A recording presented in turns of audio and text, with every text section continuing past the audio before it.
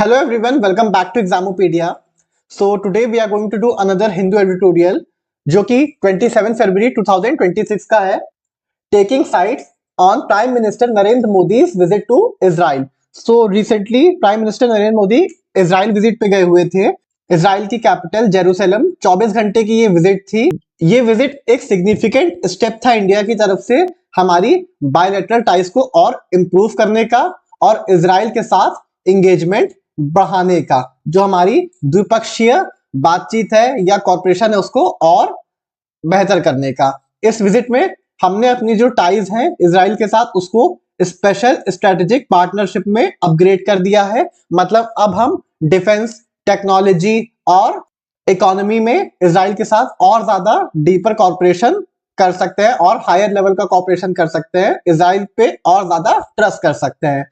ये विजिट अकेले prime minister ने सिर्फ इजराइल की करी, इस बार वो साथ में पैलेस्टीन नहीं गए।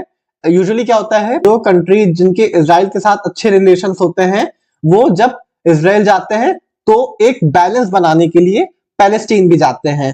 क्योंकि इस बार प्राइम मिनिस्टर नरेंद्र मोदी सिर्फ इजराइल गए। इस विजिट के दौरान हमने इजराइल के साथ 15+ MOU साइन करे, क्रिटिकल टेक्नोलॉजीज को लेके साइन करे, AI को लेके साइन करे और एग्रीकल्चर को लेके साइन करे।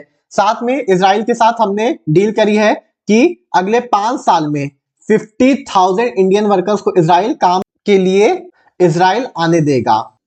इसके साथ ही हमने हमारी स्ट्रेटेजिक पार्टनरशिप उसको अपग्रेड कर दिया, जैसा कि हमने पढ़ा। सो इस विजिट का पॉलिटिकल कॉन्टेक्स्ट क्या है? इजराइल के प्राइम मिनिस्टर बेंजामिन नेतन्याहू अब जल्दी ही इलेक्शंस की तरफ जा रहे हैं। इजराइल में जल्दी ही इलेक्शंस होने वाले हैं। ये इलेक्शन उनके काम के रिकॉर्ड के लिए एक रेफरेंडम की तरह देखा जा रहा है। रेफरेंडम मतलब पब्लिक अप्रूवल और डिसअप्रूवल बाय वोटिंग, क्योंकि उनपे करप्शन के चार्जेस हैं।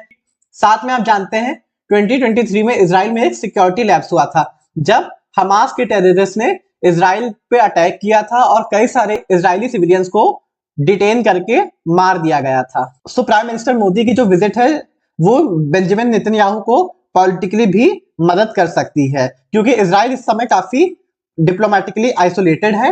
और साथ में ही बेंजामिन नेतन्याहू का गाजा में जो सेटलमेंट का प्लान है उसको लेके कई सारे देशों ने इजराइल को क्रिटिसाइज किया है पब्लिकली। इवन यूरोप के देश जैसे यूके, फ्रांस और जर्मनी, जो कि काफी मेजर्ड तरीके से बोलते हैं इजराइल को लेके, उन्होंने भी खुल के पब्लिकली इजराइल को क्रिटिसाइज किया है। सो इस समय जब इंटरनेशनली आइसोलेटेड है तब ये विजिट प्राइम मिनिस्टर मोदी की नेतन्याहू को पॉलिटिकली मदद कर सकती है।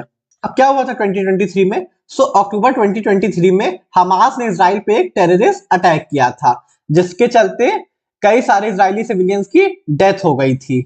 हालांकि इसके बाद इजराइल ने भी अपना मिलिट्री रिस्पॉन्स दिया और कई सारी स्ट्राइक्स करी गाजा पे, जिसकी वजह से वहां पे बहुत सारे लोगों की डेथ हो गई। ऐसा कहा जाता है करीब 72,000 लोगों की इजराइल के मिलिट्री रिस्पॉन्स की वजह से डेथ हो गई गाजा में। सो इसके चलते इजराइल को बहुत ज्यादा कंडेम किया गया बाकी देशों के द्वारा। इस बार प्राइम मिनिस्टर नरेंद्र मोदी ने अपनी विजिट के दौरान कैनेसेट यानी इजरायली पार्लियामेंट, जैसे यूएस की पार्लियामेंट को हम कांग्रेस कहते हैं, इजराइल की पार्लियामेंट को हम कैनेसेट कहते हैं।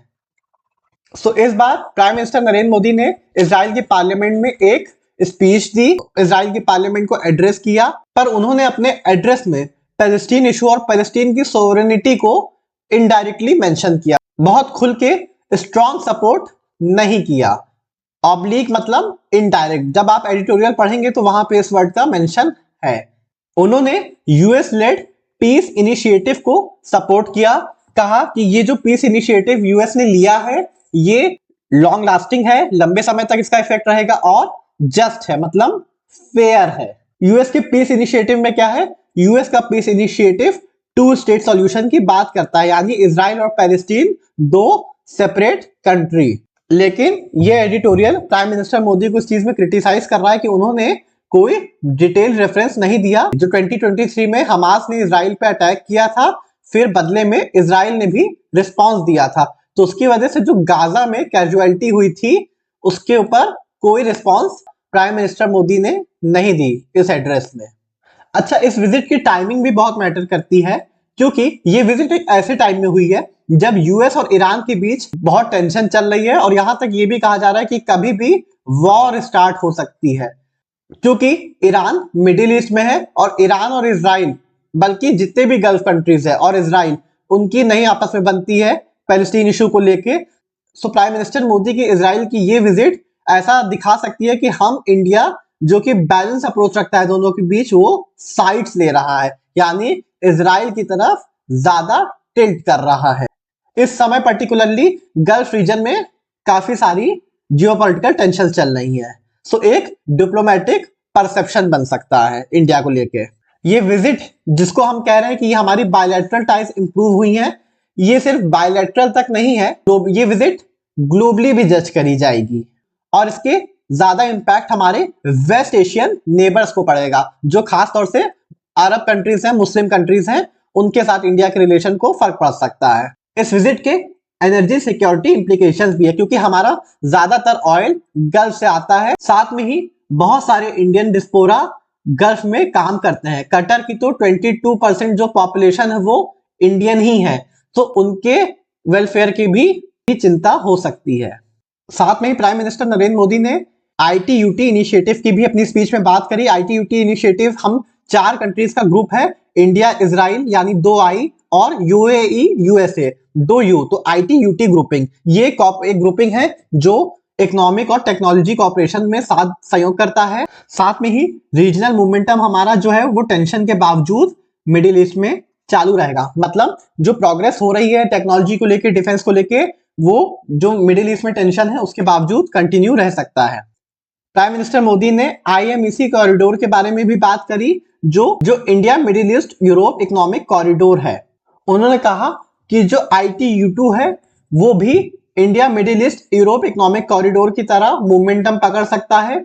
ये इकोनॉमिक कॉरिडोर क्या है? ये ट्रेड और इंफ्रास्ट्रक्चर कनेक्टिविटी प्रोवाइड करता है। चाइना का जो BRI belt and road initiative है उसका अल्टरनेटिव है। ये हमें यूरोप की मार्केट तक एक्सेस देता है। ये कॉरिडोर हमने अपने लॉन्ग टर्म इकोनॉमिक विजन को ध्यान रख के बनाया है, ताकि हमारा यूरोप की मार्केट तक एक्सेस कंटिन्यू रहे। सो एडिटर हमें इस एडिटोरियल में वार्न कर रहे हैं कि जो प्राइम मिनिस्टर नरेंद्र मोदी ने कैंसेट में कहा कि वी स्टैंड यानी India stand firmly with Israel, तो इसके डिप्लोमेटिक कॉज भी हो सकते हैं। वेस्ट एशिया से यानी गल्फ कंट्रीज से हमारा रिलेशन बिगड़ भी सकता है, खास तौर से ईरान और बाकी गल्फ नेशंस के साथ। इंडिया जो है हिस्टोरिकली एक बहुत बैलेंस यानी कैलिब्रेटेड अप्रोच रखता है इस रीजन में। इजराइल को भी और गल्फ नेशंस को भी हम बैलेंस तरीके से डील करते हैं, बल्कि अब तक तो हमारा गल्फ की तरफ ज्यादा इंक्लिनेशन था इजराइल की बजाय। जो मिडिल ईस्ट कंट्री हैं, गल्फ कंट्रीज हैं, वो इंडिया से यही एक्सपेक्ट करते हैं कि जो पीस, मोरालिटी और कंपैशन को लेके ही हम अपनी फॉरेन पॉलिसी में आगे बढ़ें। ये कुछ टर्म्स हैं जो आप यूपीएससी के मेंस के आंसर राइटिंग में यूज कर सकते हैं, जैसे strategic autonomy, multi alignment, balance, regional engagement और पीस ओरिएंटेड डिप्लोमेसी। लास्ट में इस एडिटोरियल में यूज हुई कुछ इंपॉर्टेंट वोकैबुलरीज पढ़ लेते हैं। रेफरेंडम जो हमने नेतन्याहू के कॉन्टेक्स्ट में यूज किया था। A public vote to decide a important issue, मतलब अप्रूवल या रिजेक्शन उनका इस इलेक्शन में पता चलेगा। बोस्टर मतलब पीएम मोदी की विजिट ने जो नेतन्याहू को पॉलिटिकली बोस्टर किया है, मतलब स्ट्रेंथन या सपोर्ट। ऑब्लिकली जो इनडायरेक्ट मेंशन किया है उन्होंने पैलेस्टीन का पीएम मोदी ने। पोलराइज मतलब deeply divided into groupings, opposing groupings. Viable मतलब प्रैक्टिकल या capable of working successfully. Calibrated जो हमारा मिडिल ईस्ट और इजराइल को लेके अप्रोच रहता है, केयरफुली एडजस्टेड और बैलेंस्ड, किसी एक तरफ ज्यादा टिल्ट नहीं। आजकल हम इजराइल की तरफ ज्यादा टिल्ट होते दिख रहे हैं, पर उसके हमारे अपने स्ट्रैटेजिक बेनिफिट्स भी हैं। स्टेडफास्ट मतलब जो मिडिल ईस्ट कंट्रीज हमसे एक्सपेक्ट करती हैं कि हम अपनी पुरानी कमिटमेंट्स में फर्म रहें, अनवेवरिंग रहें। टोल मतलब द नंबर ऑफ डेथ्स और कैजुअलिटीज इन एन इवेंट। तो लास्ट में यही कंक्लूजन है कि इंडिया और इजराइल का जो ये बायलैटरल आउटरीच था, इससे हमारी टाइज और मजबूत हुई है, पर हमें वेस्ट एशिया के साथ अपनी डिप्लोमेसी को ध्यान में रख के ही एक कैलिब्रेटेड अप्रोच रखना चाहिए। जो हमारे स्ट्रैटेजिक गेन्स हैं वो हमारी हिस्टोरिकल पोजीशन के साथ अलाइन होनी चाहिए इस रीजन को लेके।